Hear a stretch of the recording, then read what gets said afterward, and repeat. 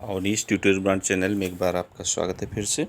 देखिए, आज हम लोग जो है, चूँकि देखिए वीडियो एग्ज़ाम की डेट आ चुकी है और अब हम लोग जो है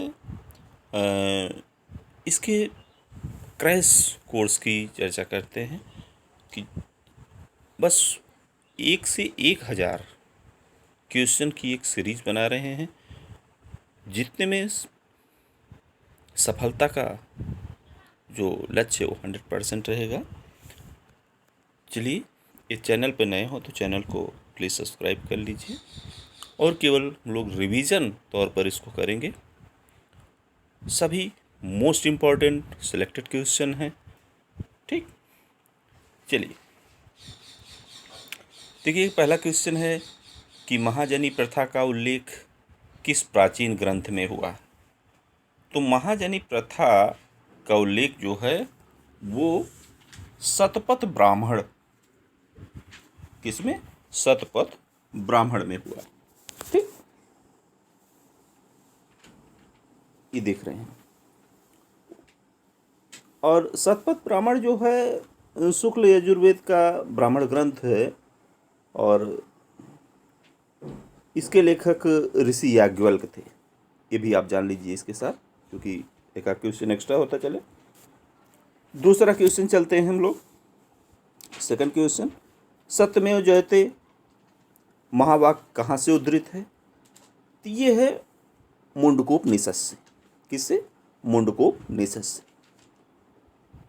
इसकी टिप्पणी की जाए तो ये इस उपनिषद में यज्ञ की तुलना टूटी नाव से की गई है। किससे? टूटी नाव से। और मुंडकोपनिषद जो है अथर्ववेद से संबंधित है और ये भारत का आदर्श वाक्य है। सत्यमेव जयते जो है भारत का एक आदर्श वाक्य है। सत्यमेव जयते जो है उत्तर प्रदेश के वाराणसी स्थित सारनाथ में 250 ईसा पूर्व मौर्य सम्राट द्वारा बनाए गए सिंह स्तंभ के शिखर पर अंकित है और भारत सरकार द्वारा यह चिन्ह 26 जनवरी 1950 को अपनाया भी गया, ठीक। चलिए, बहुत इंपॉर्टेंट है। तीसरा क्वेश्चन देखते हैं। प्राचीन वेद, तो प्राचीन वेद जो है कौन सा है? प्राचीन वेद ऋग्वेद है। 4 वेद होते हैं और चारों वेदों में सबसे प्राचीन ऋग्वेद है। और अगर कोई पूछा जाए सबसे बाद का वेद, तो ये भी जान लीजिए अथर्ववेद, ठीक है। और ऋचाओं के क्रमबद्ध में अगर देखा जाए तो ज्ञान संग्रह को ऋग्वेद कहते हैं। इसमें कुल 10 मंडल हैं और 1028 सूक्त और 10,462 ऋचाएँ हैं।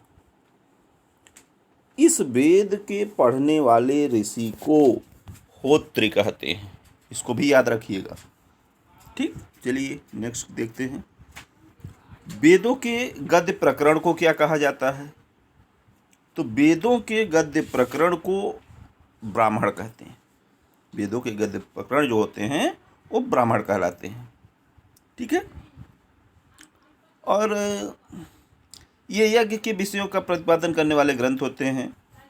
प्रत्येक वेद के अलग अलग ब्राह्मण हैं। जैसे ऋग्वेद के अगर देखा जाए, जैसे ऋग्वेद के ऐतरेय एवं कौस्तिक ब्राह्मण, सामवेद के पंचावेश जिसे ताड़े कहते हैं, खड़ावेश एवं जैमिनी ब्राह्मण, यजुर्वेद को जो है शतपथ ब्राह्मण और अथर्ववेद का गोपद ब्राह्मण। तो ये 4 ब्राह्मण, ठीक है ना। तो वेदों के गद्य प्रकरण ही ब्राह्मण कहलाते हैं। जैसा कि मैंने अभी बताया कि प्रत्येक वेद के अलग अलग ब्राह्मण होते हैं। प्रत्येक वेद के अलग अलग ब्राह्मण होते हैं। ऋग्वेद के ऐतरेय और कौस्तिक, सामवेद के पंचावेश और खड़ावेश और जैमिनी ब्राह्मण, यजुर्वेद के शतपथ ब्राह्मण, अथर्ववेद के गोपद ब्राह्मण, ठीक है। चलिए, अगला क्वेश्चन है, जैसे ज्ञान के सिद्धांत पर कौन बल देता है? तो ज्ञान के सिद्धांत पर जो है उपनिषद ही जो है, उपनिषद ज्ञान के सिद्धांत पर बल देता है। उपनिषद हिंदू धर्म का महत्वपूर्ण श्रुति ग्रंथ है। ठीक है, उपनिषद ही हिंदू धर्म का महत्वपूर्ण श्रुति ग्रंथ है। और उपनिषद जो है वैदिक वाङ्मय के अभिन्न भाग हैं। कह दीजिए तो इसमें परमेश्वर, परमात्मा, ब्रह्मा और आत्मा के स्वभाव और संबंध का बहुत ही दार्शनिक और ज्ञानपूर्ण वर्णन किया जाता है। ठीक है, और इसमें एक और भी इम्पोर्टेंट क्वेश्चन बनता है, जैसे दुनिया के बहुत से दार्शनिक उपनिषद को सबसे अच्छा ज्ञानकोश मानते हैं, और उसी में से एक था आपका जो कि संस्कृत से जुड़ा है। 17वीं सदी में दारा शिकोह ने है उपनिषदों का अनुवाद जो है फारसी में करवाया था। ये भी बहुत इम्पोर्टेंट है। 17वीं सदी में जो है दारा शिकोह ने उपनिषद का अनुवाद किस में करवाया था? फारसी में। ठीक, अगला है 6वां क्वेश्चन, ऋग्वेद में किस देवता की सर्वाधिक महत्ता है? तो ऋग्वेद में जो है, ऋग्वेद प्राचीनतम ग्रंथ है, इसको पहली बात याद कर लीजिए। इसमें कितने सूक्त होते हैं मैं एक बार बता चुका हूँ। 1028 सूक्त होते हैं, 10,462 ऋचाएँ होती हैं। और ऋग्वेद पढ़ने वाले ऋषियों को होत्र कहते हैं। इसमें सर्वाधिक वर्णन इंद्र का है, और इंद्र के लिए 250 तथा अग्नि के लिए 200 ऋचाओं की रचना की गई है। ठीक है, तो किसका? इंद्र के लिए 250, अग्नि के लिए 200। तो इसका मतलब इंद्र और अग्नि दोनों हैं, बट इंद्र जो है सर्वाधिक है। ठीक है, अगला क्वेश्चन है, शतपथ ब्राह्मण एवं तैत्रीय ब्राह्मण किस वेद के मूल पाठ? तो दोनों ही शुक्ल यजुर्वेद, माने शतपथ ब्राह्मण जो है शुक्ल यजुर्वेद एवं तैत्रीय ब्राह्मण जो है कृष्ण यजुर्वेद के मूल पाठ। चूँकि यजुर्वेद की जानते हैं कि 2 शाखाएं होती हैं, एक कृष्ण यजुर्वेद, दूसरा शुक्ल यजुर्वेद। ठीक है, तो उन्हीं में से लिया गया है। शुक्ल यजुर्वेद जो है वो शतपथ ब्राह्मण के लिए था, तैत्रीय ब्राह्मण जो है कृष्ण यजुर्वेद था। ठीक है, नेक्स्ट क्वेश्चन देखते हैं, बुद्ध को पुनर्निर्वाण या परिनिर्वाण कहाँ प्राप्त हुआ? तो कुशीनगर में। इसको याद रखिए, मोस्ट इम्पॉर्टेंट है, बहुत इम्पॉर्टेंट है ये। एक क्वेश्चन और है, बृहत सांची स्तूप किस काल से संबंधित है? तो सांची का स्तूप जो है ये, इसका निर्माण सम्राट अशोक ने करवाया था लगभग 300 BC में। और ये जो है सांची का स्तूप मध्य प्रदेश की राजधानी भोपाल में स्थित है। अर्धवृत्त कटोरी की आकृति का ये बना हुआ है। ठीक है, तो इसका मतलब सांची स्तूप मौर्यकाल से। एक है, हाँ एक देखिए भूल गया, नागार्जुन कौन थे? तो नागार्जुन एक बौद्ध दार्शनिक थे।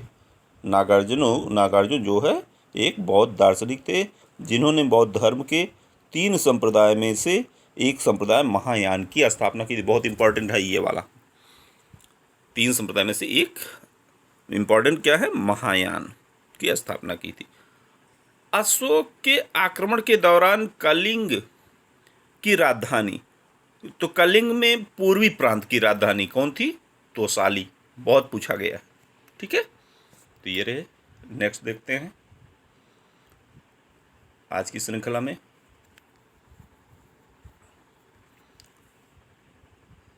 अगला है, ऋग्वेद में निहित गायत्री मंत्र किस देवता को समर्पित है? तो सविता या सवित्री। ठीक है, ऋग्वेद में जो ऋग्वेद का 3रा मंडल है उसी में गायत्री मंत्र निहित है। ये में सूर्य देवता, ठीक है, को समर्पित है। और इस मंडल की रचना विश्वामित्र ने की थी, इसको भी याद रखिएगा। ऋग्वेद में कितने मंडल हैं? कुल 10 मंडल हैं। ठीक है, एक क्वेश्चन है, देवनाम प्रिय नाम किसे दिया गया? तो देवनाम प्रिय जो है अशोक को दिया गया है, सम्राट अशोक को। चूँकि अशोक को अपने अभिलेखों में देवनामप्रिय संबोधित किया गया है। भाब्रू अभिलेख में अशोक को प्रियदर्शी, जबकि मास्की में बुद्ध शाक्य कहा गया है। अशोक के नाम का उल्लेख जो है अभिलेखों में मिलता है, और ये अभिलेख जो है मास्की, गुर्जरा, नेतुर, उड़ेगोत्तम आदि हैं। जूनागढ़ के अभिलेख में जो है भी अशोक का नाम सम्मिलित है। ठीक है, तो ये हो गया। गुप्त काल की प्रसिद्ध महिला शासक कौन थी? तो गुप्त काल की प्रसिद्ध महिला शासक प्रभावती गुप्ता को माना गया। कौन थी? प्रभावती गुप्ता।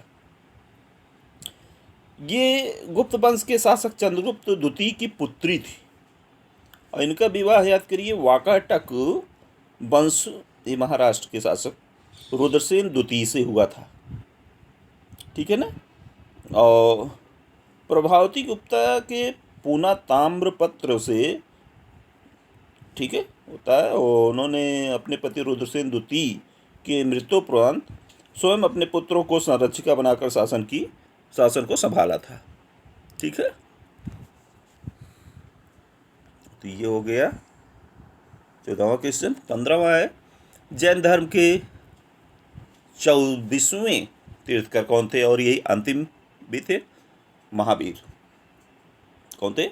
महावीर स्वामी। ठीक है, महावीर स्वामी से पहले 23 तीर्थकर जैन धर्म में हुए, क्योंकि जब 24वां लास्ट है तो इसका मतलब इससे पहले 23 थे। और जैन धर्म के प्रथम तीर्थकर याद कर लीजिए, कौन थे? ऋषभदेव। महावीर स्वामी ज्ञान प्राप्त के बाद महावीर कहलाए, और इसका अर्थ होता है कि अपनी साधना में अतुल पराक्रम दिखाना। ठीक है, इसी से रिलेटेड एक क्वेश्चन है कि महावीर स्वामी के द्वारा दिए गए 5 महाव्रत कौन से हैं? तो 5 महाव्रत याद रख लीजिए, दिया है सत्य, अहिंसा, अस्तेय, अपरिग्रह, ब्रह्मचर्य। ठीक है, फिर गौतम बुद्ध का जन्म कहाँ हुआ था? लुम्बिनी, नेपाल। गौतम बुद्ध को ज्ञान प्राप्ति धर्मचक्र परिवर्तन के नाम से जाते हैं, बोधगया बिहार में, बहुत इंपॉर्टेंट है भी है। गौतम बुद्ध ने गृह त्याग, महाभिनिष्क्रमण किया था कहाँ से? राजगृह से। ठीक, ये रहे 19 क्वेश्चन। एक है, मनुष्य जीवन का सर्वोत्तम ध्येय कैवल्य का क्या अर्थ है? तो इसका अर्थ है इच्छाओं पर विजय प्राप्त करना। फिर त्रिपिटक किससे संबंधित है? तो त्रिपिटक का संबंध बौद्ध धर्म से है।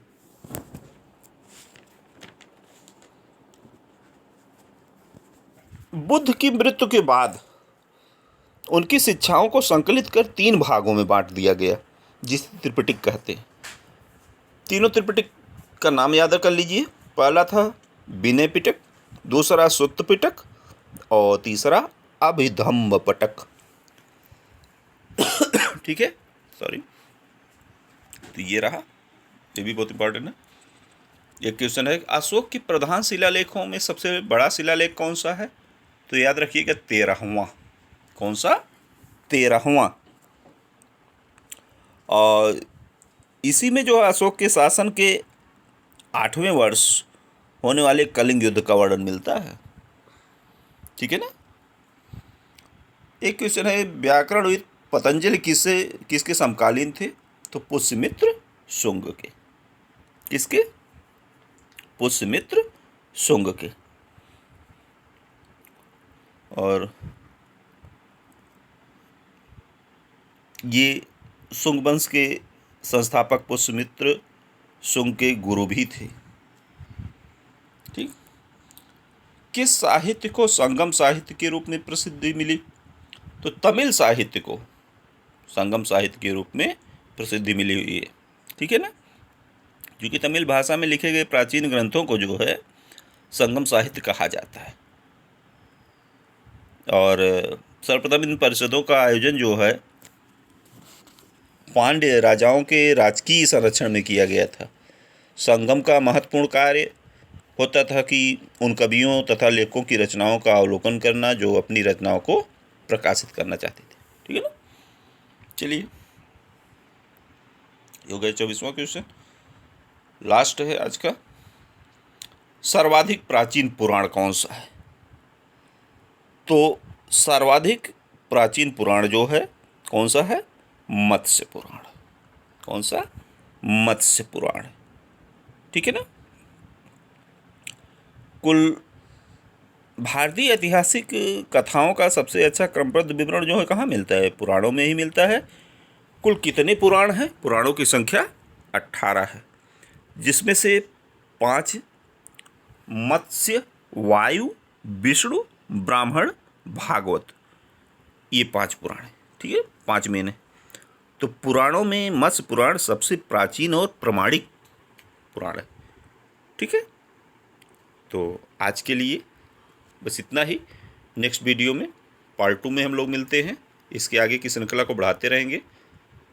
आप इसको रिवाइज कर लीजिए। ओके, और निश्चित तौर पर केवल इतने 1-2 जो आज की ही टॉपिक रही, इसी से 1-2 क्वेश्चन टकरा जाएंगे। ओके, क्योंकि सभी UPTSC के मोस्ट इम्पोर्टेंट क्वेश्चन हैं, विभिन्न परीक्षाओं में पूछे गए। तो आज के लिए बस इतना ही। धन्यवाद।